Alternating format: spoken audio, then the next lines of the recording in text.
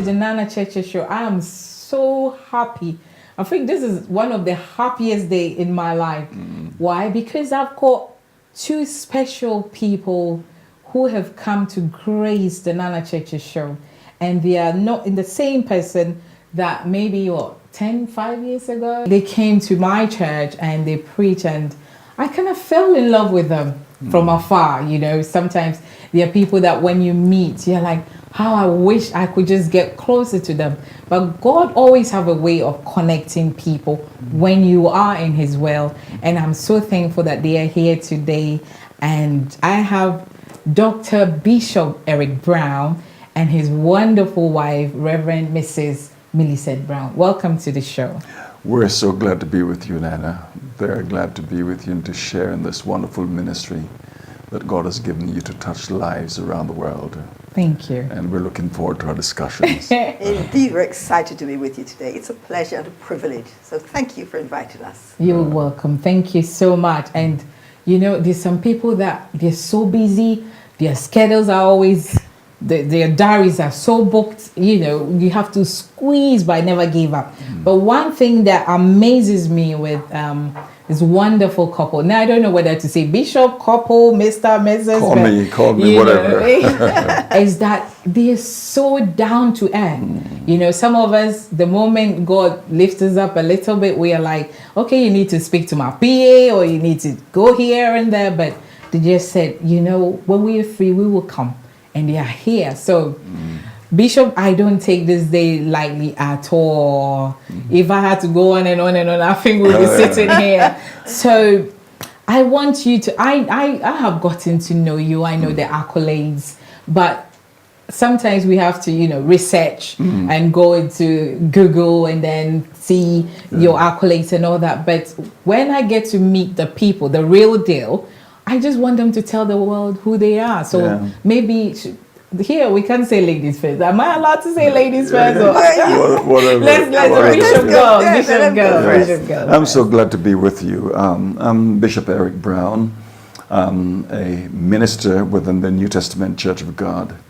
And currently I am serving as the pastor for the Brixton branch of that church. In my previous life, I actually served as the administrative bishop for the organization nationally. And my wife served as the national women's president for the period of 12 years. We finished 2014 and decided that we gained so much experience that we want to continue in ministry and to help the church raise up another generation of younger leaders. And that has been our focus since we took the pastorate of the Brixton New Testament branch. And it's been a fulfilling experience so far. What did I tell you about myself? I became a Christian when I was 16 years old. Wow. That's quite a long time ago. And then coming into this country as a new Christian, I met my wife. Ew. Oh, yeah. We'll be going there. Yeah, you're going there. Don't get me carried away. Yes, Don't get me carried away. So, I'm so glad to have her with us tonight, and we've been partner in marriage and ministry for a good long time, but we'll tell you about that later. Yes. But she's the master. So I'll present her to you. Wow. Wow. Well, my name is Millicent Brown, and it's such a pleasure to be here. Thank you, Nana, for inviting You're us. welcome. What can I say? I am a partner in ministry with my husband. We work now at the Brixton Church, as he has already said. Yeah. But previously, I served as Women's Ministries President or Director for our national church, which I thoroughly enjoyed that era of ministry. As a matter of fact, as a part of that ministry, together with my board members then, we did a lot of research, and we eventually set up a home for disadvantaged. In fact, we purchased a property where we set up a home for disadvantaged young women. Oh, wow. So that is an ongoing project now. I am so excited to know that it is functioning well, and with prayers and support, lives are being turned around. We may go back there later, but for Oh, now, wow. that's just wonderful. To That's exciting. So when Bishop said I met my one love, I said, "Oh, he's going ahead of us." But so you became a Christian 16 when you were 16 years, and we look at this generation, and do we still see 16-year-olds giving their life to Christ? I think so. But I think some of them are putting it off for a later time. And but back then, I was raised in the home of my grandmother when my parents came to England as part of the Windrush generation, the first bunch of immigrants who came from the Caribbean to England. I was left with my grandparents, and they raised me until I was 16, from 8 years old until I was 16. And within that time, I made a commitment to serve the Lord. In that home, prayer was usually said every morning at 6 o'clock. And although we didn't like to get up, we had to get up and pray before we get on with the household chores. And then I came to England, as I said, in 1965. Now I'm giving my age away now. Yes. I don't think my parents had met yet. Yeah. So I came and settled in the church where my wife was a member. And that's where we met. And the rest is history. But it's been it's been 50 some years now of wonderful walk experience with the Lord. Maybe I could just talk a little bit more. We met and we got married in 1971. That's 40. Still, I wasn't born. That's 46 years ago. In September, we'll be married 47 years. Wow. And that union has produced for us 3 lovely sons. And all 3 of them are committed Christians, married, and together they produce for us 8 grandchildren, 4 boys and 4 girls. Wow. And all of them are committed to the faith. Praise God. And part of the joy that we have in ministry now is just to see them growing up. And it's not so much about us now. It's about how we can lay a foundation for them to be all that they can be, to fulfill their destinies and to go on to serve God and to impact their generation for Him. So when you came and you said you met your wife, should I say, so is she your childhood sweetheart then? Should I go there? Yeah, you can. I mean, before I got saved at age 16, I started to experiment with girlfriend and boyfriend situation. But then when I got saved, a transformation took place in my life. I could no longer roam the fields, so I came and met her, and then eventually we proposed. I proposed to her very nervously. She's not a tall woman, but for me to really ask her hand in marriage was really a nerve-wracking thing. And I think it was more my dad. He was afraid of more than me. Yeah, that's right. Well, no, I mean, your dad wasn't there when we sat at the restaurant. Well, absolutely not. And You're right. I asked you whether or not you'd accept my proposal for marriage. Would you marry me? So I couldn't eat the meal. I had to just get up and leave the meal.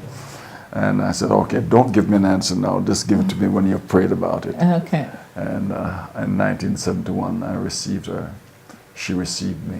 Oh, wow. So, Reverend Millicent, when you met Bishop and now he's proposed to you, you know, in this generation that we are in, women are so desperate to marry because of age, because of what families are saying, because of what friends are saying.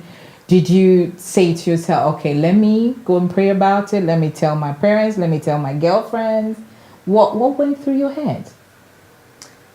Well, first and foremost, I thought, wow, tall, dark, handsome man wants me. No, without seriously. Seriously, I grew up in a Christian home. And my mother, my father taught me some principles of life. Some Christian principles. which I followed. And one of them was when the time comes that you meet somebody who you're in love with, who you fall in love with, you need to pray and see if it's God's will for your marriage, and just trust God, leave it to Him. You don't respond, yes, yes, yes, I'm excited, I will. But no, it was a time that I took to seek the Lord and to find out His will for my life. I had been asked on several occasions before by other men to marry them. And I would always tell my mum, I would always talk with her. But this time was different. I felt it was different. How did you feel? I was in love. I really was in love, but I prayed about it, talked to the Lord about it, spoke to my mother about it.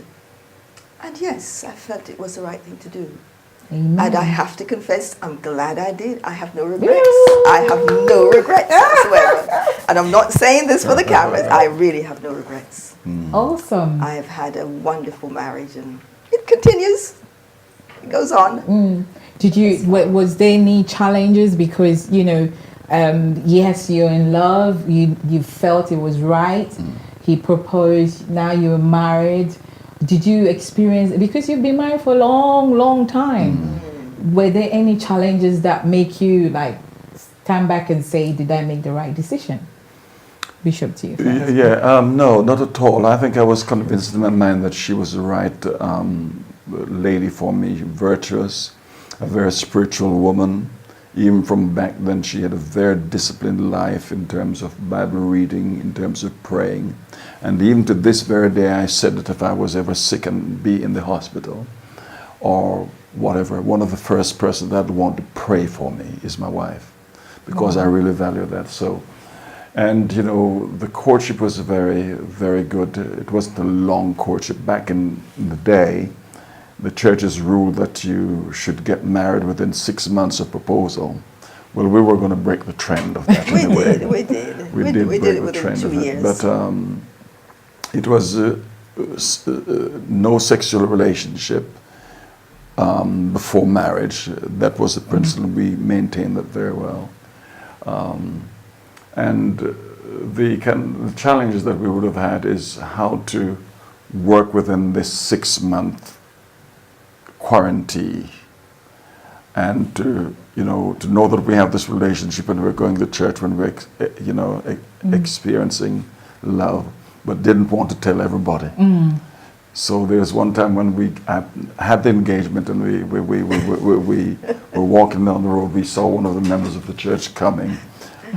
I saw her pulling off the engagement ring because nobody knew about it. But no, all of those little things were like... We kept it until it was time. But we kept it until it was time, and we announced, and we had great time. Awesome. And great support from our pastor and from the church. And our parents were very supportive right from day one. From day one. Both sides of parents. So, because, we come back to this generation, I don't know, but there's so many things that, especially when it comes to marriage. So you've been married for all these years. Now the kids come in and you are in Europe, in London, in the UK, where they are saying, people say, especially we that have traveled from back home, from the Caribbean, from Africa, saying that it is so hard to raise up kids in this country, in terms of discipline, because we had a good discipline. How were you able to raise your sons, 3 sons, and now they're serving the Lord? And I happen to meet Bishop Wayne, and he is, you can see that he's full of the word. How were you able to raise them in such a community? I tell you, it's a part of the thing that gives me a lot of pleasure is a relationship that we have with our children. And from the very earliest time, this whole thing about a disciplined life, manners, respect, and how to treat a woman, all 3 sons, how to treat a woman. Never sleep with somebody that is not going to be your wife. And make sure that you are convinced that that person is the right person for you before you propose.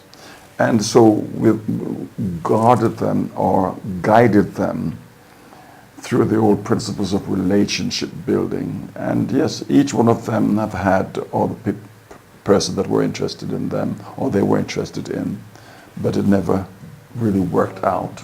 But when they came, they would come to us and say, well, and Dad, I see this girl, or to Mom. And I said, you know what the rules are, you know what the principles are, and you know, follow it. And to this day, I'm pleased to say that they trust us, whatever decisions they're making in life. They'd always consult with us, and we're there to guide them and to steer them. I'm so proud as to how all three of them are now raising their children. You see, parents have to take control of their children. I think our children are our most precious gifts. Our children are more precious than the car that we drive, than the house that we live in, or the jobs that we hold. And they are worth the investment and the time and the energy. And so we don't really spare any energy in trying to give them the right direction in life. And I'm very glad that they have done that.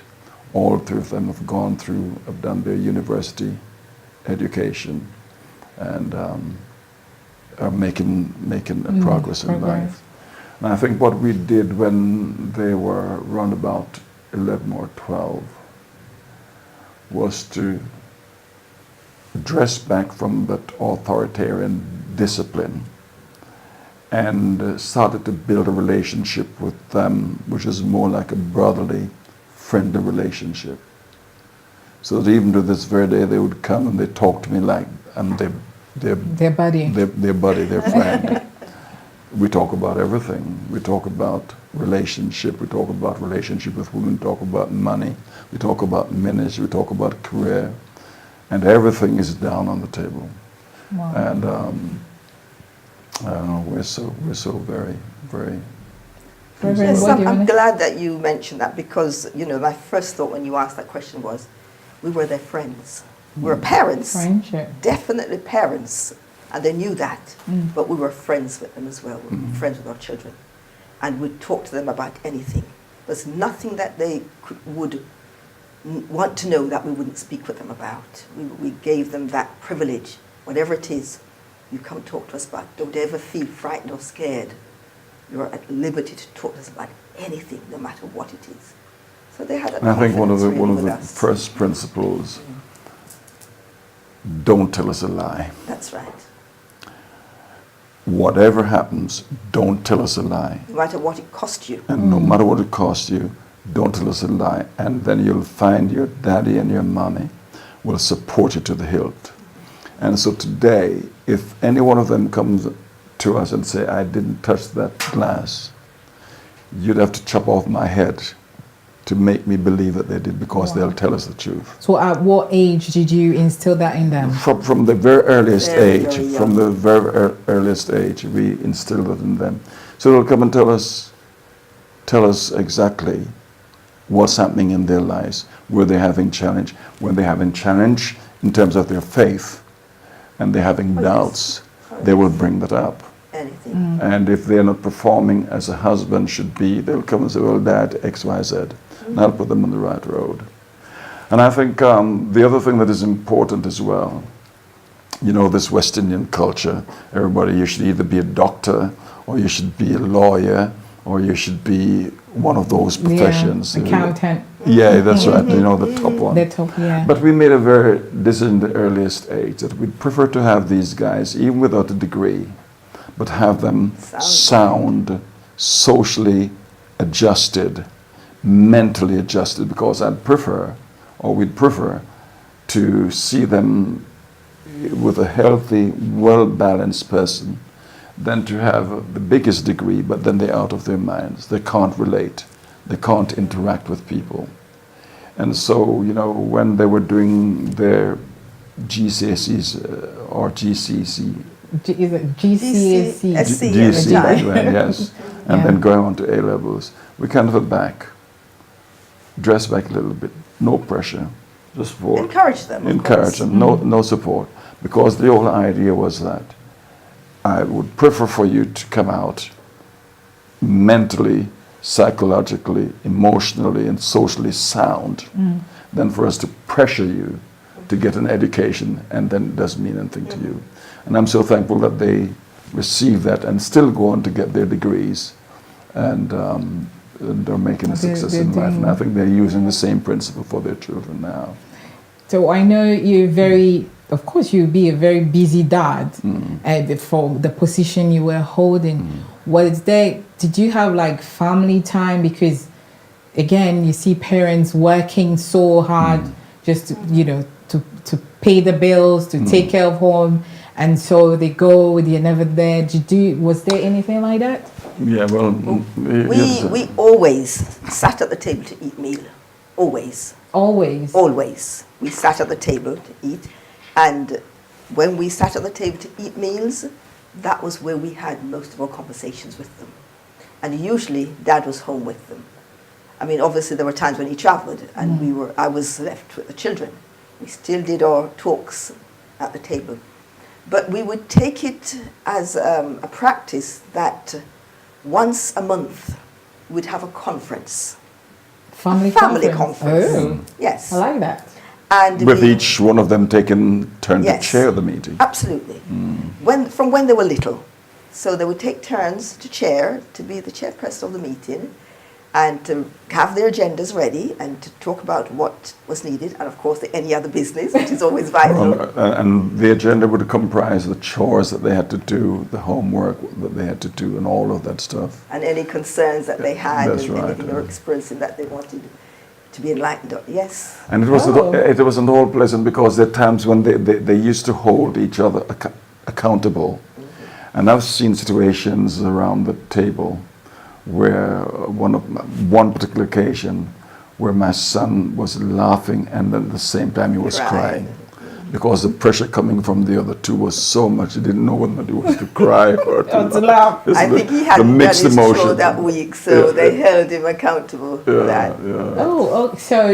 So in that conference, you did not impose your parental rights on them, because like we coming from African Caribbean is almost the same, where dad's word is final or mom's word is final, and you have to listen. You have no right to say anything. You have to go by dad rules or mom rules. No, we never had that. Oh wow! We allow them the space to share their own thoughts, and would weigh up. Of course, if they were wrong, we'll tell them straight. Totally, no, there's no way. But usually, they would allow them the space to talk and to express their views, really. And sometimes you have to lay the rules down as well, especially when they're going into their teenage years and, they're having friends. And sometimes in this culture, the friends are so important and the culture is different from ours.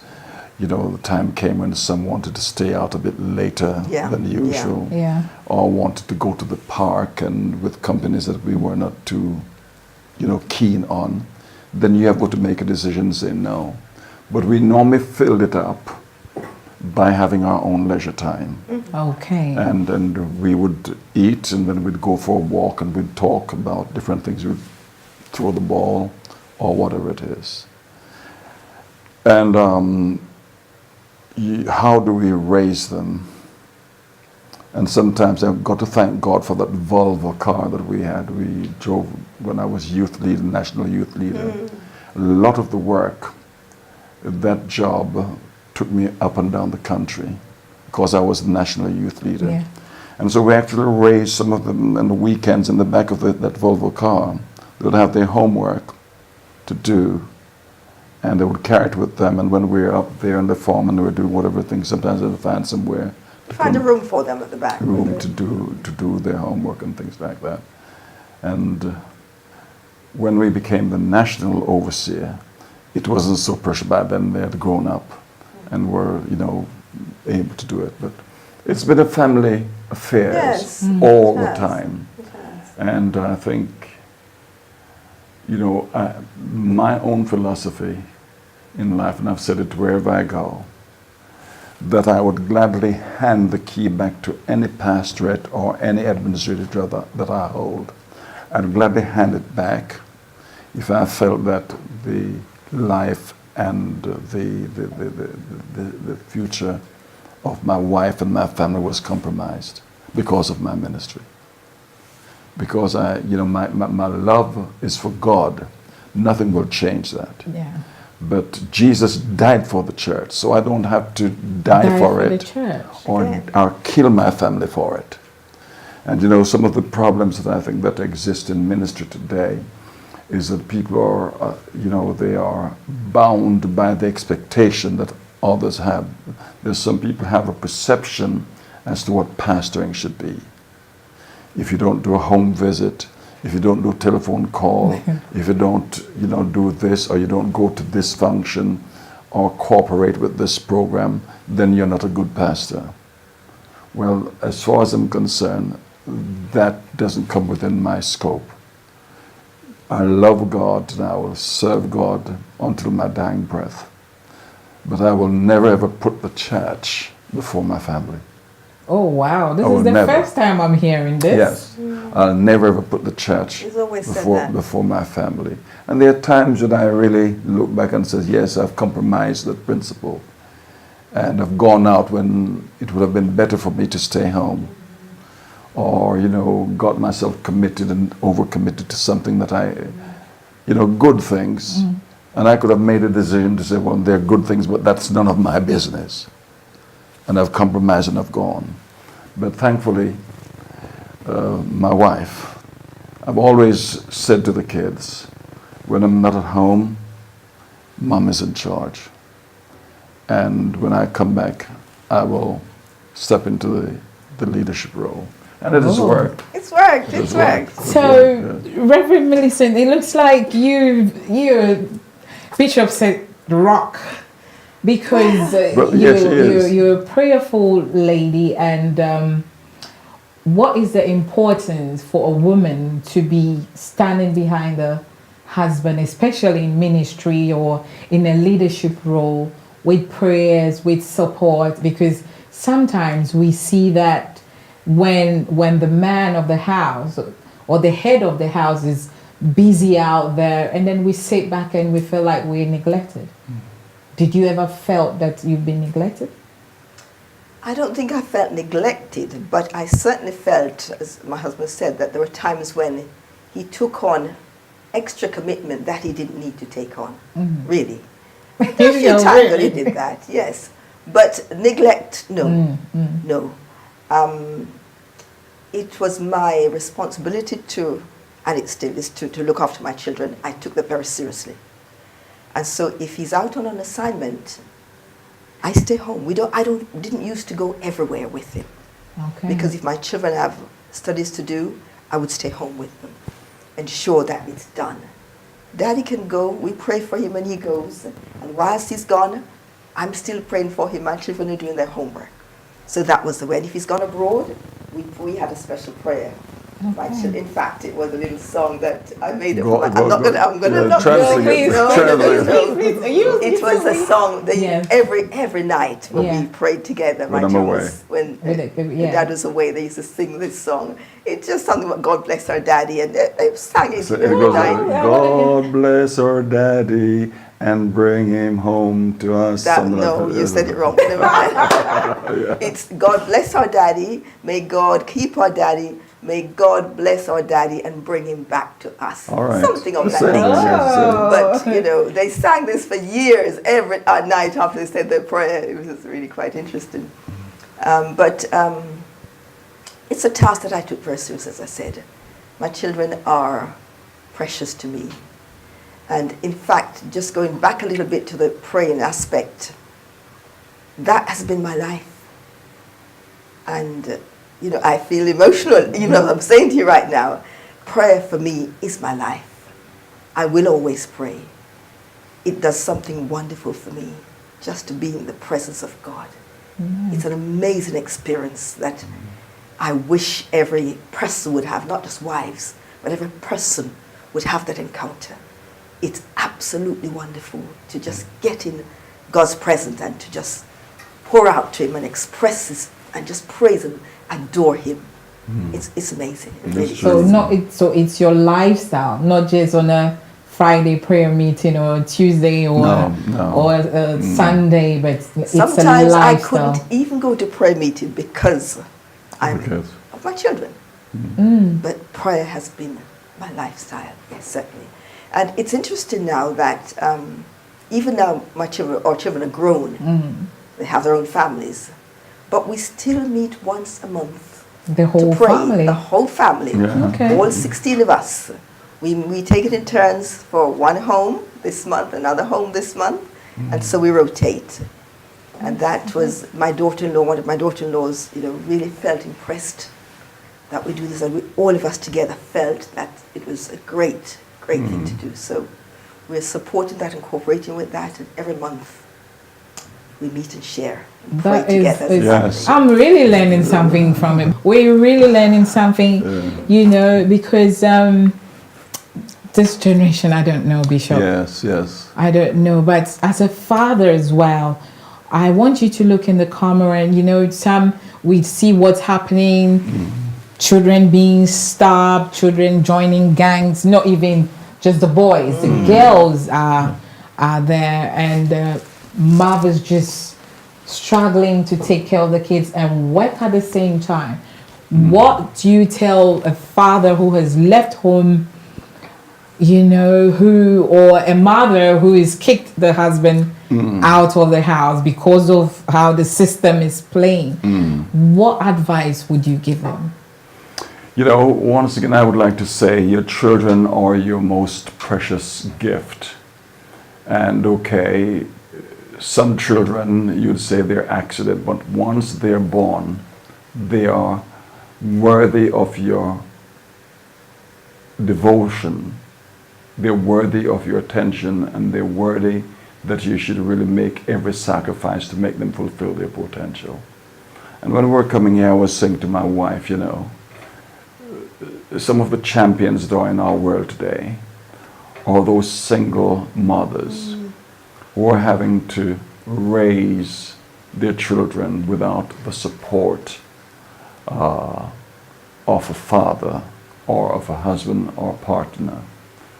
And even as two persons growing up together, and we've had some hard times. It wasn't always easy. It wasn't always fun. There were times when there wasn't enough money to meet all the different needs.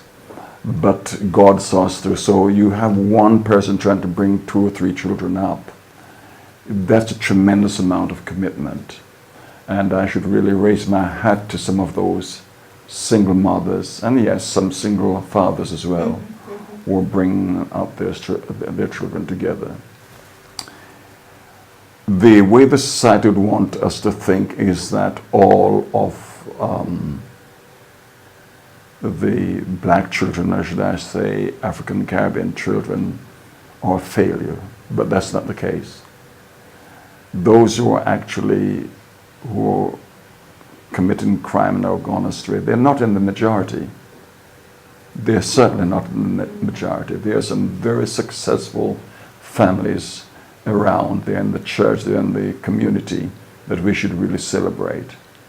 And I would want to say again that relationship is one of the most important things, that we ought to learn again how to put value in the relationship that we hold. I often say in the church that your family might not be all that you wanted or intended it to be. And whether it is mixed with stepchildren, step-parents, half-brothers, half-sisters, it is your family. Invest in it and see the results of that investment. Awesome. And Reverend Millicent, I want you to talk to the women. We're virtuous women. Well, I'm proud to say that I'm a Christian. Everybody knows that I'm a Christian. So on this show, we're going to be talking about Jesus, and we're going to talking about God. So, hey, that's the Nana Church show for you. That's it. And talk to the women. We have some strong women out there giving they are all to the community, giving their Yes. all to their husbands, giving the. But sometimes, you know, women, we don't take care of ourselves. We don't. We give. We support the men. We support the kids. But you know, as a woman, as a wife, as a mother, what do you do after taking care of everyone? What do you do? Yes. I think that can be a big problem for women. That a lot of women really, really put themselves last and least in terms of their health, in terms of the way they carry themselves, in terms of what they eat. They are last, which should not be. So I would suggest to the women that they begin to look at themselves and recognize that they are indeed, as you rightly say, virtuous women, women who are responsible women, and women who should be the best, feel the best, look the best, and be the best. And the truth of the matter is, if they're not caring for themselves, they really can't care for other people. So they need to care for themselves physically, emotionally, spiritually, and Intellectually. absolutely intellectually. Because that's a big point, that sometimes the women feels that that is not their lot. And so they will care for the other three areas, but intellectually they're way behind. So I recommend that they do all four and really and truly take themselves in hand and also value themselves. Place value on themselves. If nobody else values them, they are valuable, and they need to understand that they are a great asset, full of value. And as long as they recognize that, they'll be onto a winning side. Oh, awesome. You know, Bishop, you want to do and I would just say that, I mean, whatever success that I've had in ministry, and thank God, you know, it is quite significant, and I'm not saying that in a proudful way, but the support of my wife is indispensable. Yeah, it really is indispensable. And if you are serving as a pastor's wife, the role that you play is vital. Not just because you're the first lady, and that's a the tag. first lady, yeah. That's just a tag. The title. A tag that is there. Yeah. But you know, there's a role, and there's a role to be fulfilled, and just take that seriously. Value yourself, and don't let anybody despise you.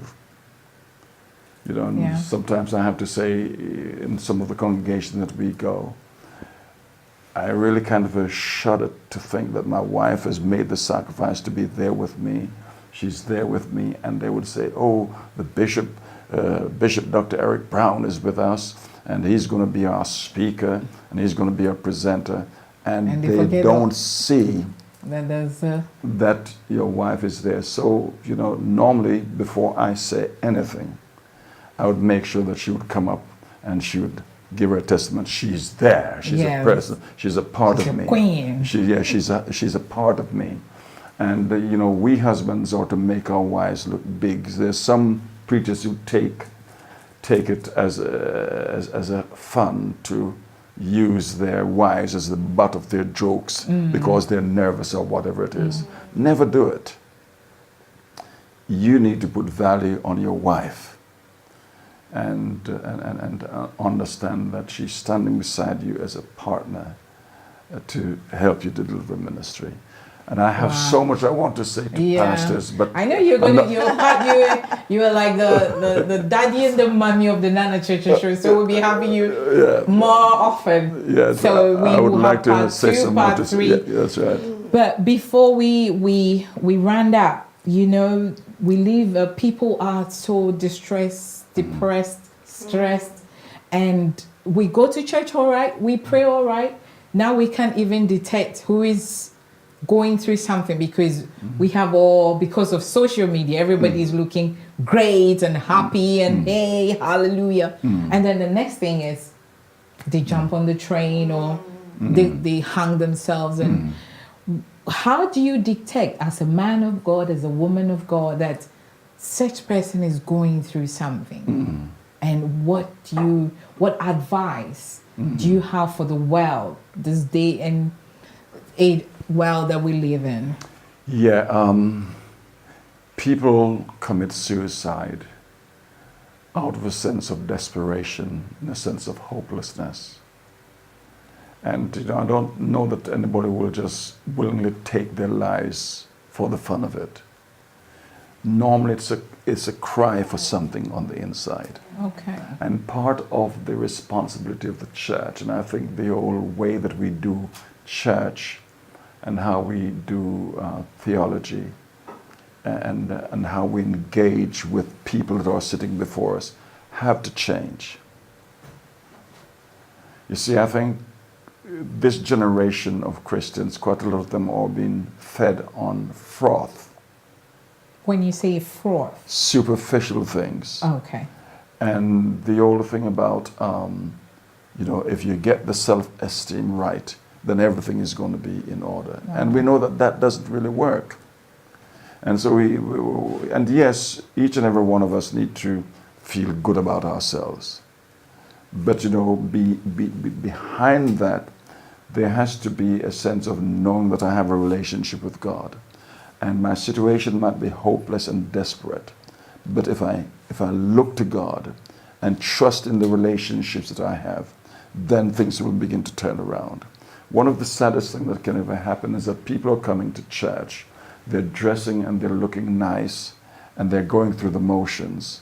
But when you drill down deep, the relationship that they have with God and His Word is not very deep, it's superficial. Okay. But when you have a relationship with God, you're able to say, maybe in the words of the prophet Job, though he slay me, yet will I serve him. I don't understand how things are going to work out in this or that situation, but my faith tells me that it's going to be all right. And I think we need to begin to teach people how to trust one another more sometimes. You've got to make yourself vulnerable and to say, well, Nana, I'm not feeling too good. This and this is my issue. And, have you got an opinion, have you got a suggestion? But when we pretend and wear the mask, we become phonies. And we pretend that we are okay when we're not. Okay. So we need to kind of liberate people to be able to make themselves vulnerable to people that they trust so that they can help them to deal with them. There is another aspect to that, which I think that people, sometimes we spiritualize everything. We don't recognize or remember that people live in a real world. They have real problems, they have real situations, they have real concerns.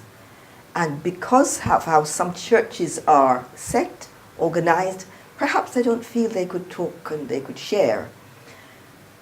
Within our church, we have a counseling ministry, which I think is vital for all churches to have, qualified counselors. But I also feel that and I say this advisably, and I say it because of researches that I've done, that black people generally don't want to talk their business. And so they don't seek counseling. Okay. They don't seek advice. A lot of our people could do with counseling, but they have been taught, don't share your business, don't talk about your business. Don't let your right hand know what the left hand is doing. Absolutely. So they don't go for counseling when counseling would help them. And that's something that I really want to emphasize, that if they are feeling stressed or they feel they need to talk to somebody, just start talking. Call the right person. Make sure it's the right person. Call the right person. The right person. Very important. And if the person that they speak with is not qualified to deal with their situation, they can refer them on to somebody or suggest they go to counseling. They take up, have their concerns met, dealt with, talk about it. They can be relieved in those areas. And there's this notion way back in the church's life that if you're ever sick or depressed or have an issue, to go and see a psychiatrist or somebody who can help you, that is sin. You're not spiritual. Or a psychotherapist. They say you're not spiritual because if you really was a true believer, you wouldn't have to go and see them. That. But the truth of the matter, we're mental being, we're physical being. We have all of those issues, and being saved does not exclude us from the pressures of human life. And so when we have these challenges, we should be able to relate them and to seek help wherever we can find it. Wow, I wish we could go on and on. Oh, does it have to end? But I know you're coming back. Dr. Bishop Eric Brown and Reverend Mrs. Millicent Brown, I am so grateful We're delighted. for you to come It's a and privilege. share. And I believe our viewers they've learned a lot. I have learned so much. Next time when you're here, I will take notes. Even though we've been filming this, I will really take notes. But I've taken a lot on the tablets of my heart. Yeah. And so thank you and God bless you. Thank you for Thank having you, us. Nana. And we'll leave from here today really praying for you and for the ministry. Thank you so Thank you much. so God very bless much. you. And I want to give shout out and thank you to Rita's Boutique, who is my official sponsor for this season's clothes. So, hey, lovely. Oh, that's lovely. make sure you inbox me if you want anything from them. Thank you for watching.